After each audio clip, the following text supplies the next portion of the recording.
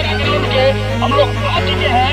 एक बार कैमरामैन 16 लाख दर्शक को दिखाओ, एकदम खर्च भरे हुए हैं। कैमरामैन जल्दी फोकस करो।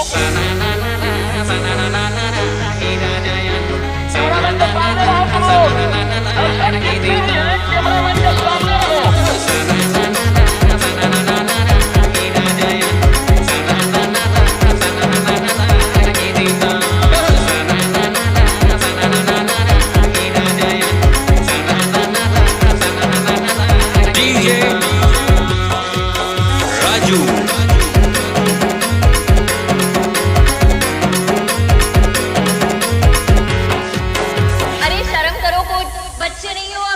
यही टाइम होता है पढ़ाई करने का। अच्छा 10th के बाद कभी सोचा है क्या करोगे? बैगन